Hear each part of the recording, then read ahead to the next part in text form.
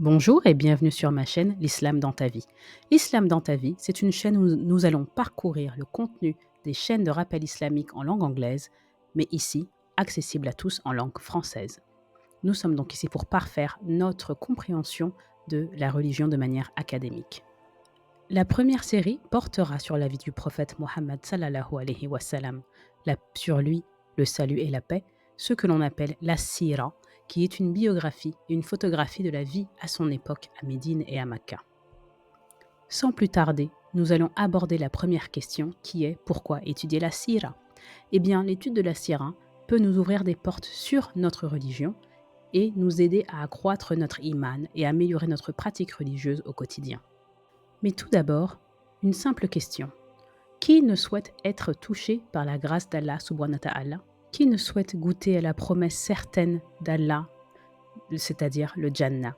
Qui ne souhaite être admis au Jannah avec son époux ou son épouse ou toute sa famille? Les musulmans croient en Allah et à la vie de l'au-delà. Et c'est pourquoi nous accomplissons donc la prière rituelle 5 fois par jour. Nous faisons l'aumône obligatoire, la zakat. Nous observons le jeûne obligatoire du Ramadan pendant 1 mois complet, 1 fois par an. Et nous sommes des millions à aller au Hajj tous les ans, chose qu'il faut faire au moins 1 fois dans sa vie pour un musulman qui en a les moyens. Certains font plus, en multipliant les prières, les invocations, les aumônes charitables non obligatoires, la lecture du livre sacré d'Allah, le Coran. Et lorsque l'on souhaite savoir qui est Allah, apprendre à le connaître, on se tourne vers son livre et vers son tafsir, le tafsir qui est un commentaire, une explication des sourates. Mais le véritable sens de ce qu'Allah veut nous révéler ne saurait être complet sans l'étude de la sunna, c'est-à-dire les traditions et la pratique du prophète Mohammed sallallahu alayhi wa sallam. En effet, le Coran est tout à la fois un récit des événements passés avant l'arrivée du prophète, c'est aussi un récit sur les prophètes avant lui, un récit sur les peuples qui nous ont précédés et les épreuves qu'ils ont traversées. C'est une photographie des instants de la vie de Makka, puis à Médina. Le Coran, c'est aussi et surtout un rappel et une mise en garde pour tous les hommes, une explication de la création d'Allah, c'est-à-dire du monde qui nous entoure. C'est enfin une explication du jour du jugement, de la vie dans l'au-delà, selon que nous serons au Jannah, c'est-à-dire au paradis, ou au Jahannam, c'est-à-dire en enfer. Dans le Coran, Allah fait référence à des événements précis de la vie de la Sahaba, les compagnons du prophète Mohammed sallallahu alayhi wa sallam, et leur explique comment agir pour leur bonheur ici et dans l'au-delà. Allah recommande aux musulmans d'imiter le prophète, entre guillemets, qui est un si bel exemple pour les hommes. Allah subhanahu wa ta'ala nous dit dans le Coran, si vous aimez vraiment Allah, suivez-moi. Allah vous aimera alors et vous pardonnera vos péchés. Allah est pardonneur et miséricordieux. Dans Bukhari et Muslim, nous verrons qui ils sont. Ils rapportent dans un hadith authentique du prophète sallallahu alayhi wa sallam qu'aucun de vous ne sera un vrai croyant tant que je ne lui serai plus cher que son père, son fils et tout le monde. Donc croire et aimer le prophète de l'islam, c'est un des fondements de la croyance, mais comment croire et imiter et aimer le prophète si l'on ne le connaît pas?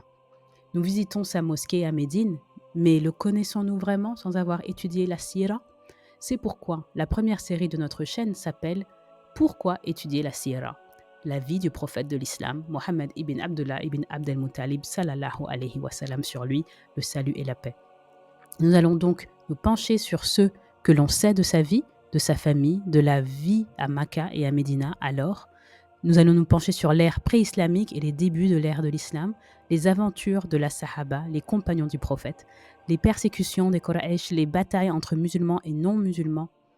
Nous allons également voir la vie de la Sahaba, qui sont autant d'exemples dont nous nous inspirons aujourd'hui pour vivre notre islam au quotidien, sans compromis, sans excuses, sans modernisme. Et tout cela dans un environnement parfois occidental, avec toutes les opportunités et les fitnas, c'est-à-dire les tentations que le monde moderne nous offre. Connaître la sira du prophète sallallahu alayhi wa sallam, c'est un moyen sûr d'accroître notre iman, notre foi, mais pas uniquement, de connaître les règles et les paramètres qu'Allah nous a établis pour que nous puissions profiter de ce qu'Allah nous donne de la dunya, c'est-à-dire de la vie d'ici-bas, et de l'akhira, la vie de l'au-delà.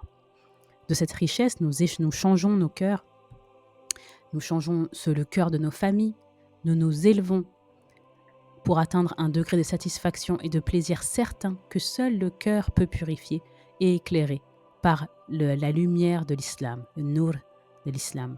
C'est ce que l'étude de la sira apporte en profondeur. En tant qu'étudiante du savoir, moi-même, j'évolue dans un contexte anglophone et de nombreux instituts en ligne ou physiques existent par rapport aux sources que nous avons du côté francophone. Les ressources, alhamdoulilah, sont inépuisables, il semble, sur Internet. À mon humble échelle, j'essaie de rendre le contenu de ces chaînes accessible. Je commence donc avec une série sur la sira, des cours académiques du cheikh Dr Yassir Kazi, un savant américain des plus inspirants et avec un grand savoir et une rigueur académique qui n'est plus à démontrer. Et une passion également pour la histoire et la généalogie. Il a une résidence au Centre islamique de East Plano, au Texas. Il est le président du Conseil national de fiqh, le droit islamique d'Amérique du Nord. Il est né au Texas, de parents pakistanais. Il est ingénieur de formation. Et après avoir brièvement travaillé dans la chimie de l'ingénierie, il intègre en 1996 la prestigieuse université de Médine, l'université islamique de Médine, à Médine en Arabie Saoudite. Il obtient une licence au collège de Hadith et sciences islamiques et un master en théologie islamique du département de Dawa. Il possède un doctorat en théologie obtenu à Yale, aux États-Unis. C'est un savant islamique américain des plus connus sur les réseaux, mais également celui qui s'adresse aux étudiants de sciences islamiques plutôt qu'aux masses. Pour autant, ses cours sont accessibles et très différents des autres, car en tant qu'expert en droit islamique, il a une position très construite sur la vie et l'engagement des musulmans en Occident. Tout cela basé sur un savoir théologique immense en ce qui concerne l'application des préceptes islamiques sans compromis ni modernisme, mais de façon raisonnée. Toujours en réflexion, il donne son point de vue au début des années 2010, dans ces cours que je partage avec vous. La seule chose qui change de manière explicite, c'est que j'apporte un point de vue pour les musulmans vivant en milieu francophone, en Europe ou ailleurs, avec une expertise politique et un recul d'à peu près 10 à 12 ans. Ces cours donc s'adressent à tous ceux qui souhaitent comprendre leur religion en profondeur, connaître leurs prophètes et faire le lien concret avec leur vie de tous les jours. Il s'adresse également à ceux qui souhaitent rester ancrés dans leur dîn, leur religion, tout en vivant dans un environnement qui peut être parfois difficile. Il s'adresse aussi aux femmes qui se perdent dans toutes ces contradictions, parfois les recommandations islamiques et les rappels à l'ordre de certains qui semblent en savoir plus. Comment faire pour faire plaisir à Allah subhanahu wa ta'ala tout en restant soi-même? Il s'adresse aux gens qui ne parlent pas, ne lisent pas l'arabe, ne comprennent pas toutes ces expressions islamiques qu'on utilise à longueur de journée. Bismillah, alhamdulillah, Allahu akbar, bi'idnillah, inshallah. Et il s'adresse également à ceux qui se sentent un peu déconsidérés parce que ne parlant pas l'arabe, à ceux qui sont trop intimidés et n'osent poser les questions les plus basiques parce qu'ils pensent qu'ils devraient déjà le savoir. Ces cours sont pour ceux qui souhaitent avoir des arguments solides face aux questions des non-musulmans sur l'islam. Comment leur répondre de façon convaincante? À tous ceux qui souhaitent être des musulmans fiers tout en gardant leurs valeurs franco quelque chose et qui se demandent si l'islam est compatible avec les lois de la République, n'en déplaise aux extrémistes et à ceux qui veulent semer la haine, nous verrons que cela est tout à fait possible et que vivre son islam en Europe n'est pas une contradiction. À ceux qui sont tombés dans les pièges des extrémistes, peut-être groupuscules, et qui pensent être forcés de faire l'hijra ou de faire le djihad pour être un bon musulman. À ceux qui sont exposés à des discours islamiques contradictoires, certains incitant à la violence et d'autres plutôt laxistes, leur disant que l'islam c'est uniquement ce qu'il y a dans le cœur et que les règles et les devoirs importent peu finalement. Il y a ceux aussi qui pratiquent ou ceux qui ne pratiquent pas, adultes, jeunes adolescents, femmes et hommes qui se posent toutes sortes de questions sur leur religion. Mais ces cours s'adressent également à ceux qui sont là pour blâmer notre religion sans en connaître les fondements véritables. À tout cela, je souhaite leur donner une porte d'entrée bienveillante sur ce qu'est l'islam véritablement et comment vivre l'islam dans chacun de nos choix au quotidien, fièrement, sans s'excuser, sans compromis, mais de façon harmonieuse avec nos vies parfois occidentales et tout en gardant le plaisir de Allah subhanahu wa ta'ala. Ces cours, c'est le but de la chaîne L'Islam dans ta vie, véritablement connaître la signification de vivre son islam. Ces cours de Sira sont d'un niveau accessible bien qu'offrant toujours une base académique couvrant les opinions majoritaires et minoritaires sans parti pris. Ils font le lien directement avec les sourates du Coran et sont complémentaires au tafsir. Lorsque cela sera nécessaire, nous nous reporterons toujours à la sourate en question.